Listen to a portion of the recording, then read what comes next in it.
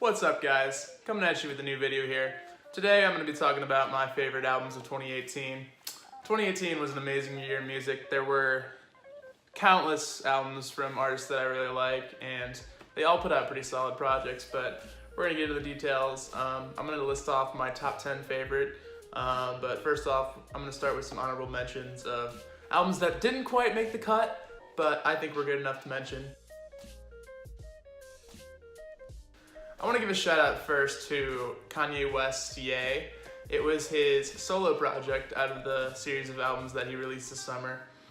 It was a more personal release for Kanye West. He really went into his personal life, some of the issues that he faces. The album itself is pretty solid. I'd probably have to put it near the back end of my favorite Kanye West discography. I really haven't given it too many listens outside of the first month of hype that it gave. But it does have some solid tracks. Some of my favorite tracks of the album were Yikes, which was super banger track, second track on the album. Kanye West basically talks about his addiction struggles. Definitely a personal song that really attacked it from a super aggressive standpoint. Wouldn't Leave was a song that Kanye talks about his relationship with Kim. Really great vocals on that track from Party Next Door. And then the closing track, Violent Crimes, was a really touching track that Kanye talks about raising a daughter and how he really cares about her. And the only thing that was a little disappointing for me was that after the fact that song came out that song was ghostwritten. So everything he said kind of like lost a little bit of meaning for me. But overall, a really solid project from Kanye, even though it was one of my least favorites that he released from the series of the summer, but we'll get to that more. I want to give a shout out to Lil Wayne for his Carter 5 album. Carter 5 was a much anticipated album from Lil Wayne.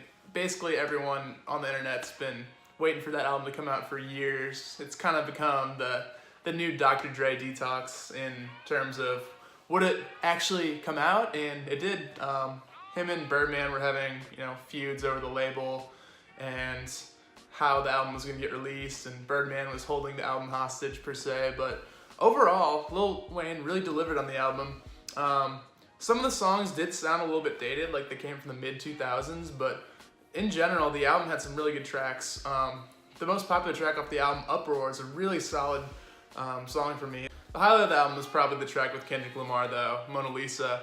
It talks about a relationship between this escort per se, who's setting up two different men, Lil Wayne and Kendrick Lamar, and just insane verses from the two of them over a really, it sounds like an orchestral beat kind of in the background, and just a really solid track there. I also like the song Demons off the album, had a really nice sample in it. And then the closing track, Let It All Work Out with Sampha, was a really touching closing track. Lil Wayne basically goes into the story that how he got shot when he was younger. A lot of people questioned how exactly he got shot, but he really talks about how it was an attempted suicide attempt, and basically the whole sentiment of the track is how Lil Wayne basically lets it all work out and how he's still here and he's still making music. So really interested to see where Lil Wayne goes with his next album. I want to give a shout out to the JPEGMAFIA album, Veteran. Now, JPEGMAFIA is an artist that I really hadn't listened to previously. I kind of heard him first through Anthony Fantano's reviews of his previous music, and then I heard his feature on the Denzel Curren album, Taboo, which I'll get to later in the review. But JPEGMAFIA is a really experimental and kind of off-the-wall, zany hip-hop artist. His beats are really glitchy, really laden heavily with samples, and I really love the vibes that he was getting off on the project, and I'm excited to listen to more singles and see what kind of albums he puts out in the future and see who he collaborates with, because maybe he'll get a little bit more shine for his music. Might get some hate for this one, but I want to shout out Scorpion by Drake. I thought it was a really good album for the most part. Even though it doesn't rank too highly in Drake's catalog for me, it probably ranks just above Views for just above my least favorite Drake album. but it does have some amazing songs on it, especially the singles that were released. God's Plan, that's an amazing song. I don't care what anyone says about it. The chorus is so catchy, and just saying God's Plan kind of became a meme for the most part. You know, you're doing something stupid, and then something works out, and then you just say God's Plan, God's Plan. Shout out to Drake for that line. I also really liked his single Nice for What. It was actually a really empowering song for women, believe it or not, even though Drake, you know, has a, you know, baby with kind of a mistress per se, and kind of tried to hide his kid, which was also something that he addressed on the album, which I personally didn't really like. Kind of seemed like he rushed out a bunch of songs to kind of discuss the issue of having a kid, since Pusha T kind of dissed him before his album came out. Other tracks that I enjoyed off of Scorpion were Talk Up with Jay-Z. Really like Jay-Z's verse on there. I also really like Jaded off Part 2. Yeah, it's a really slow, you know, simpy song, but I really like the vibes it gave off. Side 1 of the Scorpion it's a little more rappy. None of the songs that were super rappy stuck with me as much as his older, you know, more rappy songs did. Side 2 was more singing Drake. You know what you're gonna get with singing Drake. You're gonna get, you know, heartbreak. You're gonna get impassioned songs, and then you get the song Ratchet Happy Birthday, which is a really terrible song, but it's so catchy, and you know, it might be the Ratchet Girls' Happy Birthday anthem of the year. Who knows? I haven't heard it personally at any birthday parties, but I didn't really like the song. But overall, Scorpion was a really solid album for me. Still have a lot of songs in the playlist, and then of course, In My Feelings Challenge. Come on, that was amazing. So shout out to Drake. I want to give a shout out to Freddie Gibbs and Currency's album Fetti. It was a mixtape actually, produced solely by The Alchemist, and it was just song after song of incredibly chilling beats by The Alchemist, and Freddie Gibbs and Currency complemented each other really well. I heard that before they went to the studio, Freddie Gibbs was kind of like pointing out Currency's work ethic and basically calling him out on it, how he wasn't getting in the studio like he usually is, and you know, rapping, and that really showed because Currency really stuck with Freddie Gibbs's synergy, and they both, you know, played really well off of each other. Some of the songs I really enjoyed off there were Tapatio, and then I liked Willie Lloyd, which was a solo Freddie Gibbs song. His flow on that track is really nice, and then I liked the opening track, Location Remote, which, you know, has a really funny line about Le'Veon Bell, which I like because he's sitting out the season, obviously, for contract disputes with the Steelers, but overall, a really solid project from the two of them. I want to give a shout out to Vince Staples with FM. FM was a really short album. It was a little bit under 30 minutes. It was mostly produced by Kenny Beats, who's kind of a rising producer in the game. I really like the way Vince Staples rides off of West Coast beats. That's kind of been my issue with Vince Staples in the past. He kind of doesn't have a distinct sound. He kind of jumps over electronic beats, and then he kind of jumps over atmospheric beats, but I think he really fits best on the West Coast beats that were presented on this album, and I really like the track Fun, and I thought Fun had one of the best music videos of the year. It kind of depicts Vince Staples in a Google Maps street view, and he's basically on the streets and going house to house, kind of while the music video freezes on that street, kind of like the Google Maps does. So I thought that was a really cool music video from him, and there were a bunch of surprise features on the album too. You have an Earl Sweatshirt solo song, which is really good. Got a bunch of people hyped for his album that came out, some rap songs, and then also a solid J-Rock feature and a Kehlani feature, which were really good for me, and I thought it was a really good project, so shout out to Vince Staples. I want to give a shout out to Anderson .Paak for his album Oxnard. Oxnard was kind of a late year release, but it was a really, really good album. Anderson .Paak is one of those guys who has a super distinct sound. He's got this wavy West Coast, you know, put the music on your car, just ride to. Some of the songs I really enjoyed on there were Tints, one of the singles. Super funky, smooth track. I also really like the song Brother's Keeper with Pusha T. Pusha T really flows nicely into Anderson Paak's first verse. Then I also like the song with Mansa Musa with Dr. Dre. Super hard track, probably the hardest on the album. And shout out to Anderson Paak, really great album from him. Wasn't my favorite of the year, but definitely play that album a lot in the car when I'm, just driving around. The last shout out I want to give to Metro Boomin with his album, Not All Heroes Wear Capes. I was really pumped for the Metro Boomin tape. He kind of released these hype promos on his Twitter about a week before it came out. It showed a person jumping out of an exploding building. You're gonna get a super solid project when you see something like that, and Metro Boomin's production was really solid in the whole project. One thing I really liked about this project was how every track kind of flowed right into each other. So you go from one track and then you kind of have a little outro, and then you go right into the intro of the next track. So I thought that was really cool. Overall, I thought 21 Savage stole the show on this album. 21 Savage is really coming into his own. Even though I don't really vibe with his songs entirely, I definitely note his improvement. He's definitely improved as a rapper. His personality has definitely shined through, and I really liked his appearance on 10 Freaky Girls. And I thought Travis's song Overdue was really solid. The beat on that song was really chilling, had a really nice sample woven in through it. And I also liked Travis's song Only One, which was definitely Kanye West inspired off of 808s and Heartbreaks. Heavily auto-tuned ballad, but the beat just builds up in the background and transitions in the next track, which is Lesbian. It's a super, trappy song from Gunna and Young Thug, and the beat switch between those two songs was super amazing. Loved it. Love Metro Boomin. He's a great producer for me. Yeah, shout out to Metro Boomin. All right, now we're gonna get into my top 10 favorite albums of the year. Just full disclosure, I listen to mostly hip hop, so mostly all these albums are hip hop albums, but let's get to it. At number 10, we have Flatbush Zombies' Vacation in Hell. Now, Flatbush Zombies are a trio out of New York made up of Zombie Juice, Eric the Architect, and Michi Darko. All three of them really complement each other really well. I knew that going in, and this is their second full-length studio album.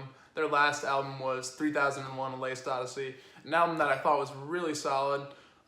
It definitely was less experimental than their last mixtape, Better Off Dead, but it definitely provides some good tracks. Bounce was a really solid single off that album, along with This Is It.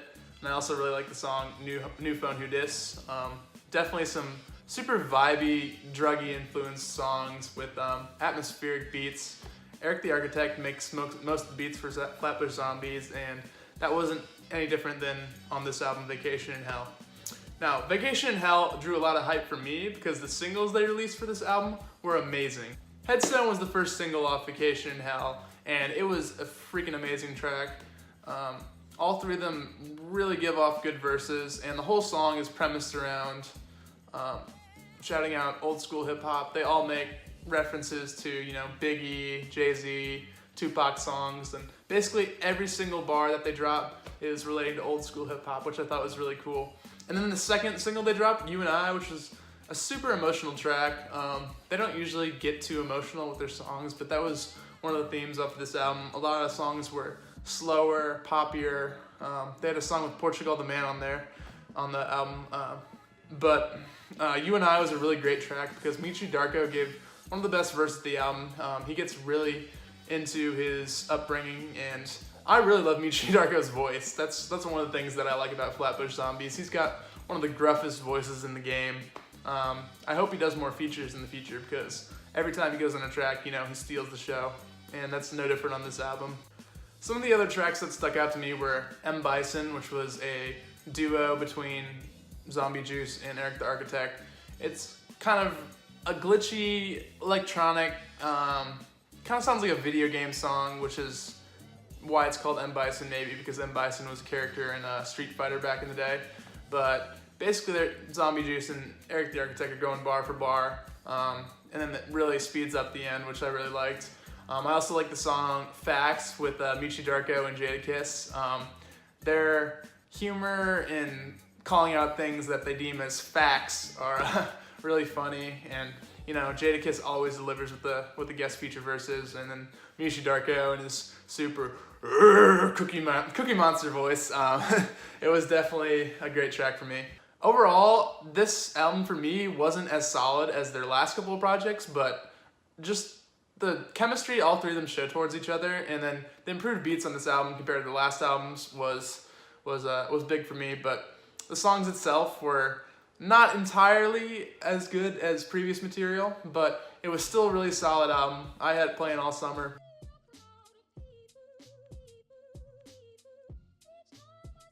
At number 9, we have Iridescence by Brockhampton.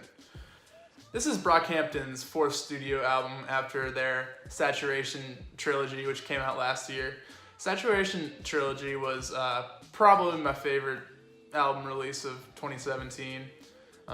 Each and every song off all three of those albums were amazing to me. The group has chemistry like none other, but this album presented new challenges for the group because they had to release one of their members, Amir Van, obviously. Amir Van was hit with sexual abuse violations, so they basically kicked him out of Brockhampton, and Amir Van really brought his street presence to the group, per se. Most of his raps were about his hard upbringing and how he, you know, stuck to the street life, and that's basically different than all the other members of the group, and it definitely he brought that diversity in the songs, and that was one of the things I noticed about this album that personally was missing for me, was Amir's presence. But overall, the group really comes together to put out a solid album. The album kicks off really solidly with New Orleans featuring Jaden Smith. It's kind of got a, you know, buzzing beat in the background while all the members of Brockhampton really go fast with their flows. And Jaden Smith, he has a really minimal feature, but it's definitely brings the energy and sets the tone for the album. And then the transition flows really nicely in the next track, Thug Life, which is a heavily auto-tuned lace song by Bareface and Kevin Abstract. And I really like the ending harmonies by Bareface on that track, so I really like the song Thug Life too. Some of the other tracks that I like are the more emotional tracks of the album. I really like Tanya. Tanya was, you know, debuted on Jimmy Fallon a while back and got me pretty hyped for the album. And another track that I really liked was San Marcos, which has a beautiful choir in the background after all the members get done with their verses. And then the song Wait, which Kevin Abstract talks about his sexuality. He's a gay member in the group, and he basically talks about how he wasn't able to be attracted to girls when he was in high school or whatever. So then it has a really nice beat switch on that song. Goes into really solid verses from Dom and Joba. And then another track I really liked on the album was Joe Vert. That's probably the hardest song in the album. It was the only single released with the album, and Merlin and Joba both give like the most insane verses that they've ever done. Maybe the entire group's done in their entire, you know, discography. A really chilling, dark beat. And that was kind of a theme throughout the album. Most of the beats were a lot darker, except for on the poppier tracks. Producer Ramil definitely draws inspiration from Yeezus on this album. You definitely notice with the production on a lot of the tracks. But overall, this album was really good. I know it got kind of a negative reception because a lot of people thought it wasn't as good as their Saturation trilogy, which is hard to do because every single track on the Saturation trilogy was amazing, super catchy. All of them get stuck in my head still to this day. And even though the songs on Iridescence weren't as catchy, you could definitely tell the group was in transition with this album. They put their all into it, but you know, it might not have delivered for some people, but it definitely delivered for me. So shout out to Brockhampton. Really excited to see what they come out with next. They dropped a trio of singles to hype up the album, and I think they're going into a series called The Best Years of Our Lives, which I'm looking forward to, and hopefully they'll be releasing new music here soon. At number 8, we have Goodbye and Good Riddance by Juice WRLD. Now if I had to pick a guilty pleasure album on this top 10 list, this would probably be it.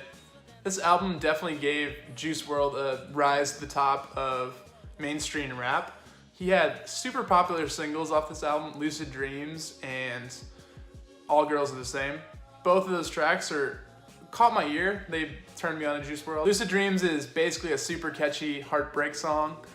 Juice WRLD touches on all the topics of, he's better off that he's broken up with this girl and how the girl was made out of plastic and fake, which I thought was pretty catchy. And the other single, All Girls Are the Same, was basically, the title speaks for itself. All girls are the same. They all provide heartbreak, which may not be a super sane angle to the, relationships, but it's what Juice WRLD thinks on this album. And the whole concept of the album is basically heartbreak. Juice WRLD touches on that on pretty much every song. He has a girl that cheats on him, and every single song is about how the relationship is either better off now or worse off now that he's broken up with his girl's cheated on him, and the way he copes with the breakup is mostly by doing drugs in the songs. Even though that's not me, the way he presents his drug usage is super catchy, but it's obviously not a good message to portray to the kids. Do drugs once you break up with your girlfriend. But the song Black and White, he talks about how he's in his black Benz doing cocaine with his white friends, and he's in the white Benz, doing codeine with his black friends. Definitely a catchy, dark and super druggy song, but it is what it is. I also really like the song Candles. It's got a super nice melody on it. That's one thing I noticed about Juice WRLD. He's got a super good ear for melody. He picks super good beats for the tracks that he makes. And another song that I really liked off of here was Wasted with Lil Uzi Vert. I'm still waiting for Lil Uzi Vert to drop an album. He's not like one of my favorite artists, but he definitely has that swag and personality that is infectious with his songs, and he's been waiting to drop an album for a while. I don't know where he's at, but that was a super catchy song. I'm really excited to see where Juice WRLD goes on his next album. He just did that collab tape with Future where he was rapping a little bit more, doing a little bit less singing, and hopefully he can do a little bit more rapping on his next tape and, stop talking about drugs and, heartbreak. But the thing that stuck out most with me for this album was just how catchy every single song was. I listened to this thing front to back every single time I was working out for a while, but it's definitely, super infectious, even though, some people might think it's a little bit corny with the way he talks about his relationships ending and all the drugs that he takes. But for me, it was just a super catchy album, and I loved it. At number 7, we have the Black Panther soundtrack by Kendrick Lamar and various artists. Now, going into this album, I didn't know what to expect. There was news that Kendrick Lamar was going to be making the soundtrack for the next Marvel movie, which is Black Panther. And I was like, hey, that's cool. Black Panther is a black superhero, and Kendrick Lamar is probably the most socially conscious black rapper out there right now. So I expected the album to be good, but I didn't really expect it to be this good for a movie soundtrack. Now, the first single off the album, King's Dead, was a really good first single. It was a super banger by Kendrick Lamar, Future, J-Rock, and kind of like a bridge in the middle of the song with James Blake. Kendrick has a really catchy hook in the song and a super awesome outro verse. J-Rock has a pretty funny verse, and then, of course, Future steals the show with his la-di-da-di-da, sla-ba-bi-da. And, it's stupid, but, I really loved it. Future cracked me up with that line. In addition to that, there were just song after song on the album just flowed nicely into each other. None of the tracks were like overly corny or anything. Definitely the most movie-friendly song on there was All the Stars, which was in the outro of the movie. And still, that was a super amazing song. SZA kills the chorus. It's got one of the, most expressive and booming choruses on the entire album. And then Kendrick Lamar, really solid verse, but SZA really steals the show with her chorus. I really like the song X featuring Kendrick Lamar, Saudi, Schoolboy Q, and 2 Chainz. I think Schoolboy Q really steals the show in this song. He's got a really solid verse and really has me hyped for his album that's probably going to drop this year. I know he's still probably grieving the death of his good friend, Mac Miller, but He's one of my favorites on TV, and I know he's gonna drop another solid project. I really like the closing track too, which was Pray For Me. The Weeknd really delivered on that track. Super catchy chorus. It's, you know, he's got a nice little bridge in the album, or in the song, and it just really, it flows nicely into, you know, the themes of the movie. I really like the song The Ways with Sway Lee and Khalid. It's a super empowering song about a, you know, power girl, kind of characterizing a female as a superhero, which I thought was really cool. And I really like the song Seasons, which was probably the most socially conscious track on the album. It goes into, you know, the struggle of growing up in, you know, an impoverished neighborhood, and how, you know, Black people are still fighting for equality, which I thought was really cool. So basically this album really got me excited for the Black Panther movie, and the movie definitely did not disappoint. It was one of my favorite Marvel movies that I've seen, and the album definitely enhanced the movie. You could hear the beats play throughout the movie, and a couple songs that were played in the movie were All the Stars in the outro, and then Ops with Vince Staples was kind of in the middle of the movie with the chase scene, and that really enhanced the chase scene a lot for me. But this soundtrack was definitely not a movie soundtrack. It was definitely a Kendrick Lamar sort of compilation album, and I really dug it.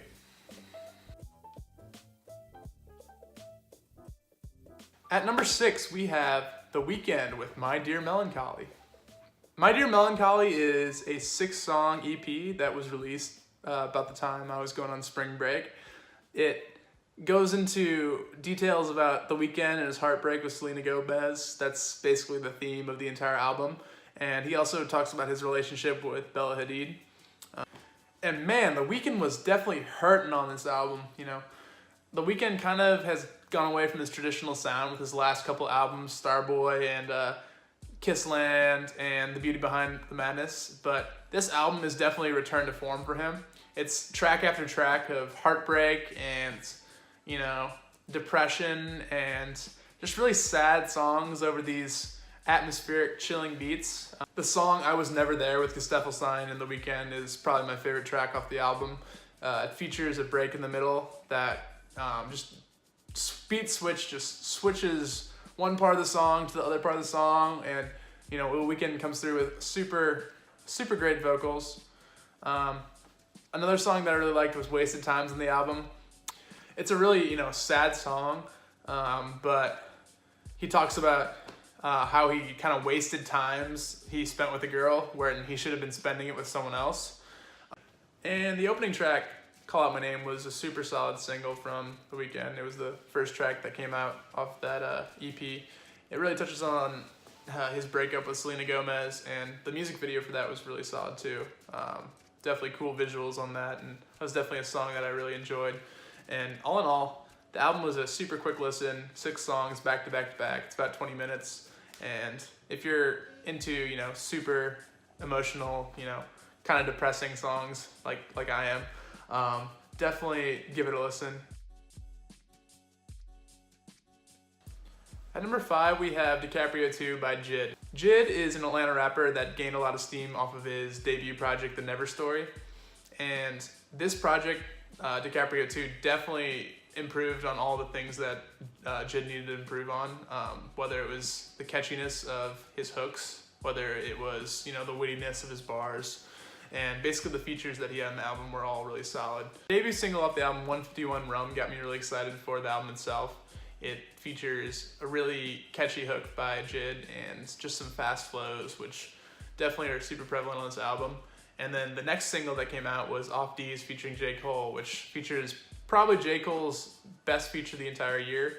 And J. Cole was killing the feature game all year. He had, you know, a feature with Royce da 5'9", and then he had his solo project KOD, which I didn't really love, but definitely some solid tracks in that album, and they really came together on Off D's to, you know, create some fast flows, and it was a really good track. Some of the themes that JID touches on in this album are his come up, how he really just came up to fame.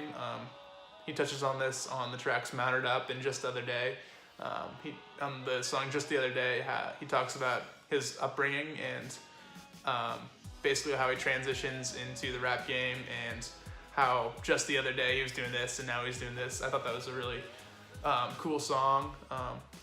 Another song I really liked was Westbrook with A$AP Ferg. A$AP Ferg is, someone who definitely brings a lot of energy to the track, and I thought his energy really shined through and meshed well with Jid on that track. Probably the song that I disliked the most on the album was Tied with LMA and Black. It kind of seemed out of place in the album. The whole album was basically catchy raps with fast flows, and this was just kind of a super, slow and chill song. I didn't think it fit in the album very well, but overall, this was one of my favorite albums of the year. Definitely, the Jid comes through with super catchy flows. The beats are all really solid on here, and it doesn't do too much. Like, it's not like overly preachy, and there isn't like some crazy, concept with the album, but it's just a solid album overall. And if you're into fast flows and just some cool personality, and Jid has a really super unique voice, so if you like those things, check it out. At number 4, we have Pusha T's Daytona. Now this is where it gets super hard for me because these last 4 albums were clear and above my favorite albums of the year. I had them on rotation all year long, and that's no different with Pusha T's Daytona. Daytona was one of the albums that Kanye produced and released this summer. It's 7 tracks, and from start to finish, it is amazing. None of the tracks on here are skippable. Every single song features, top level production from Kanye West. When it comes to beats, this is definitely probably the best beats out of Kanye West and all, 4 or 5 of the projects that he released this summer. And then Pusha T is sounding aggressive as ever on this album. Basically, every track he comes through with super hard delivery. There's not too much substance on these tracks, but he definitely has the flow and, the delivery that definitely captivates me as a listener. Some of the songs that I want to touch on are the opening track, If You Know You Know. Definitely starts off a little bit slow. He definitely does a play off of words by using the word boy at the end of each and every one of his bars. And then the beat comes in and it's just super hard hitting verse after hard hitting verse. Pusha T is definitely spitting on this track.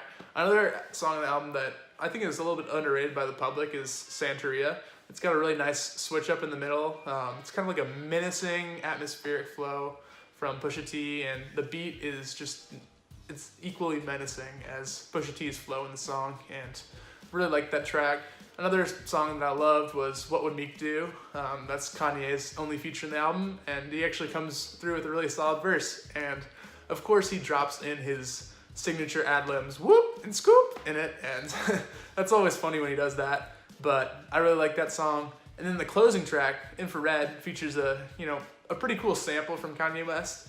And Pusha T basically starts up the whole beat with Drake again. Pusha T calls out Drake for not writing his songs, which he doesn't, but he still makes pretty good music. So personally, I don't care, but Pusha T, calls that out again.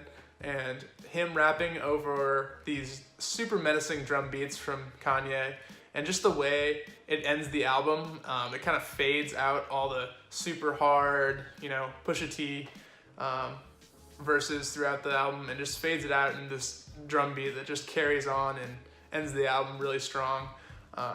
There's not a song on here that I skip. Maybe the song Hard Piano with Rick Ross is one that I don't come back to as much, but I would definitely still listen to it if it comes on the car. But overall, this album was amazing. Kanye really did his thing with the beats, and then Pusha T, he does what he can do. He's the hardest sounding rapper in the game. He can rap about cocaine or drugs and every single song, and it'll sound good still. Let's be honest. At number 3, we have Astroworld by Travis Scott. Now, Astroworld is the 3rd studio album from Houston rapper and producer Travis Scott. It follows Rodeo and Birds in the Trap Sing McKnight, 2 albums which I liked a lot. Birds in the Trap Sing McKnight was a little bit, it wasn't as strong for me as Rodeo. Rodeo is basically a classic in my eyes. It kind of propelled trap music into what it is today. It had super futuristic beats, and all the songs are super catchy. Going into this album, I was really pumped to see how Astroworld came together. Some of the teaser tracks, Stargazing, that Travis Scott dropped, were really enticing to me, but he still did a good job of kind of concealing what the album was going to be. So I didn't really know what to expect when I was going into the album itself. And I tuned in for, the debut live stream, and I kind of listened to a couple tracks, and I was like, what the heck is this? Like, these tracks are nothing special. Kind of got a little bit less hype for the album, but once the album got released to all streaming services and I put in, my headset, this album was amazing. Front to back, every single track, connected with me on some sort of level. One thing that was super unique about this album was that it didn't include feature names. So you would go into a track, expecting just Travis, and you would get, various artists. Frank Ocean, for example, is one of the features on this album, on the song Carousel. Him and Travis switch flows and just ride this really zany beat that just goes, whoa, whoa. It's just really up in your face, and it's a super cool track. Some of the other features in this album include Drake, obviously, on Sicko Mode, which was one of the most popular songs this year, and still a really good song in my book. Even though Drake talks about, prescription drug use and using the advised amount of Xanax, I still think he adds a lot to the track, and I really like his intro into the track. I wish that was a little bit longer. And then I like Travis Scott's part the best on the song. He definitely has the best verse in my opinion, even though Drake's part is pretty catchy, even though it's, about what I said earlier. You have 2 features from The Weeknd on this album. You also have a feature from the Migos, and then you have a feature from Dom Toliver, who is this MC from Houston on the song Can't Say, which provides one of the catchiest hooks of the year. I really like that song. Him and Travis's chemistry are unparalleled. At first it kind of sounds like Young Thug or Gunna on the hook, but it's just this dude out of Houston who has a super catchy hook. Probably my favorite song on the album is Stop Trying to Be God. Definitely a cool, it kind of seems like Travis is talking about Kanye West, because Kanye West calls himself a god, and basically the whole theme of the song is talking about how people put themselves up on pedestals and they basically think they're gods, but you gotta humble yourselves. And then the outro of that track with James Blake is just super beautiful. You have hums from Kid Cudi in the background, which are basically the best thing known to man. When Kid Cudi gets on a track and just hums, it definitely enhances every song he does that on. I also want to shout out R.I.P. Screw, Travis's song with Sway Lee. It's a super atmospheric and kind of like a late night drive song. It shouts out DJ Screw, which is definitely an artist that Travis Scott draws a lot of inspiration from. It's got a super wavy verse from Sway Lee, which I really like, and just this kind of like bubbly, atmospheric beat in the background, which I thought rode really well with Sway Lee's part and Travis's part as well. The album does kind of taper off at the end for me.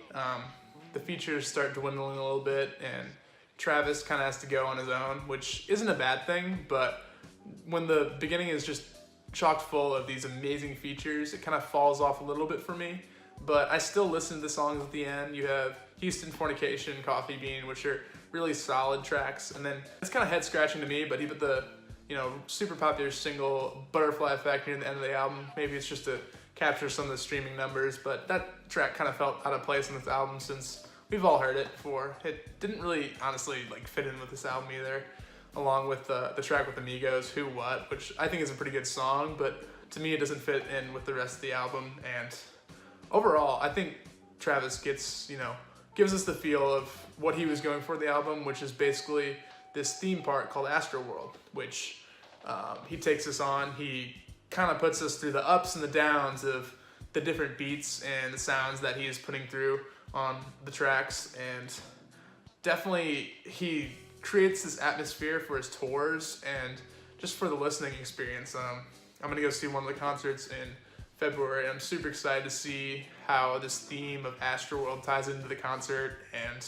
it definitely tied through for the listeners too, like from a listening standpoint. It was super popular in the charts, yet it maintained, you know, a super, you know, solid musical experience.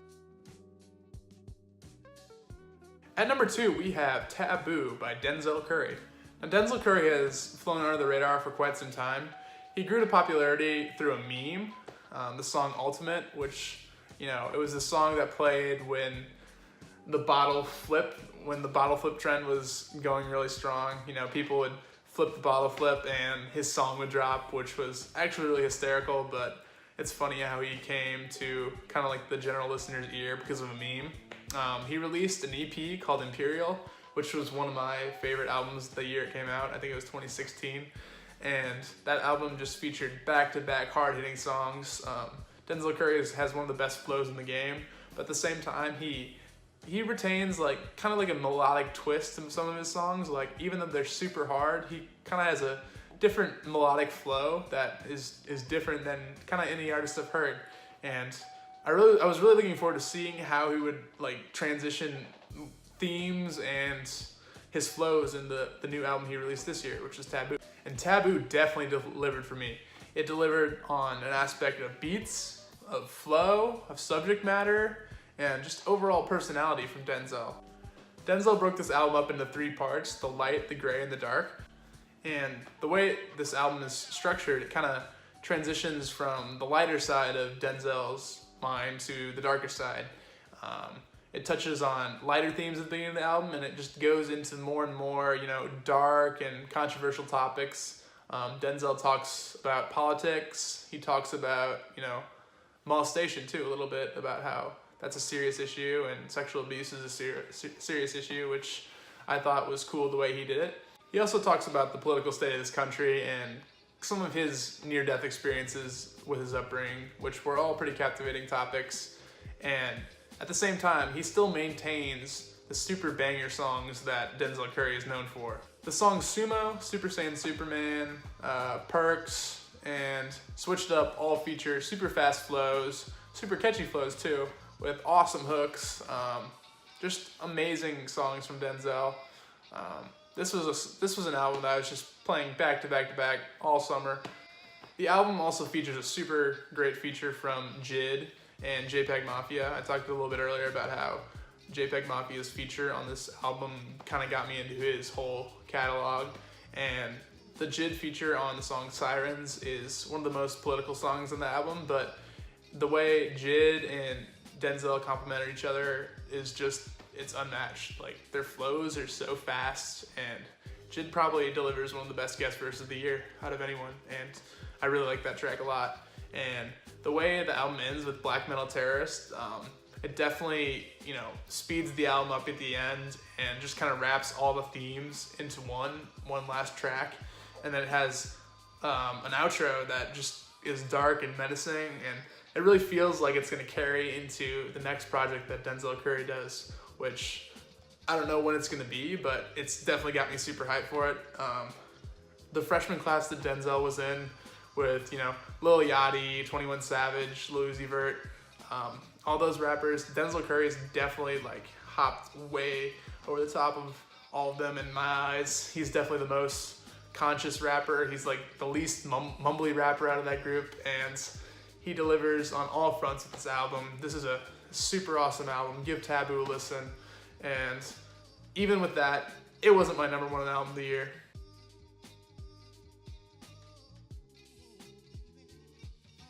My number 1 album of the year was Kids See Ghost by Kids See Ghost. Kids See Ghost is one of the albums that was released in the slew of albums that was released this summer by Kanye West.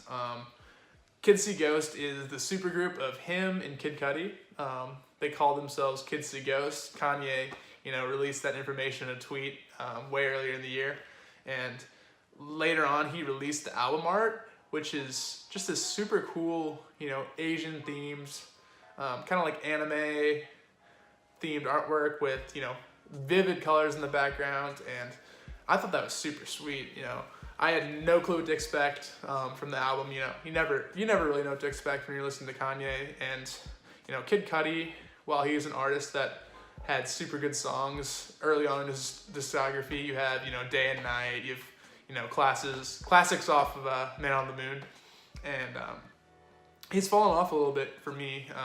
One of it, Speed and Built to Heaven was one of the, you know, worst albums like I've ever heard. Like, I have no clue what Kid Cudi was doing with that album, so I didn't know what to expect with this album. I wasn't able to listen to the album when it first came out. You know, when I listen to albums, it's typically, you know, Thursday night, you know, early Friday morning when the albums come out. I had to work the next day, so that night I was going to Canada to go fishing with my family, and I had to, you know, quickly download the entire album so I could listen on the ride.